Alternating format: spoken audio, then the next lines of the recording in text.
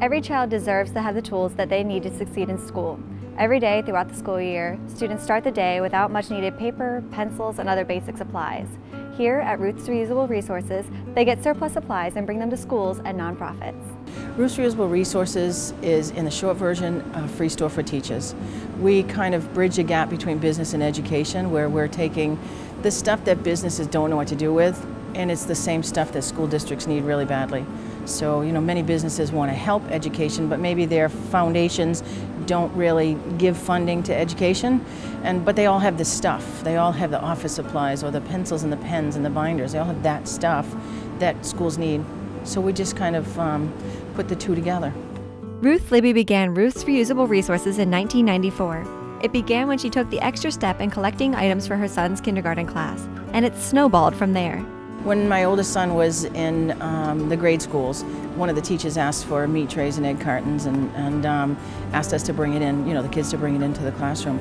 So I actually took that note, and my mother at the time was working at Unum, and gave her the note. She was saving stuff at Unum, even the little coffee creamer thingy-majiggy, she would wash them out, and the teachers actually were taking them for glue, little glue, cups for kids. I was taking that stuff in the cellar of my house. Teachers from Scarborough were coming in shopping for about 6 months until one teacher went back to school and said, hey, this is what she's doing for us. Is there any way you can give her a space so we don't have to go into her home and shop? Thanks to some brilliant fundraising and grants, Ruth's 3Rs has a giant warehouse in Portland. They are open 6 days a week and serve schools all over Maine, even as far as Millinocket from their Portland location. The need is so great, they hope to one day be able to fund another site in Bangor. Schools pay a small membership fee to be able to shop for free, one that is easily made up for in just one shopping trip at Ruth. It's amazing how much stuff is here. It's amazing how hard her folks work to get it ready to get back out into the schools. And it's just really great to see that this isn't all this stuff.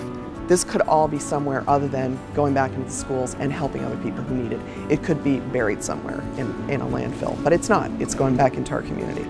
Since 1994, we'll be at the end of the school year, which is in June, we'll be at $39 million worth of donated product that we've saved from landfills. So those items are the items that we're concerned about getting it back into the school systems, getting it into the mainstream, and bridging that gap from corporate surplus or individual surplus and getting it into the school systems. It's kind of like the Dunkin' Donut, the hole from the donut that never got used before, but then they realized they could turn it into a munchkin. It's that kind of stuff. The common sense approach to taking what businesses no longer have a use for fills a huge need. In a 6-month span starting in July 2011, over 126,000 binders have been distributed to local schools. In that same time period, 113,000 new books and 75,000 recycled textbooks have gone into the hands of students. Not to mention over 71,000 reams of paper, 85,000 one-subject notebooks, 47,000 pencils, and 43,000 pens. It's a cost savings for your business. It's a great thing to do for your community, and your employees also feel great about it. I mean, the people that work in our facilities area that help get the products down here, and we have skids and skids of stuff that come down here full of product. They are so happy that it's going to Ruth because people like knowing they're not just throwing something in the trash. They like knowing it's going to be reused. Right now, the next goal would be to raise enough funds to be able to maintain the operations here, which mostly ought to hire people. Right now there's only 2 full-time staff and 2 part-time staff. All of that coming in, there's not enough of us to keep up with putting it in here.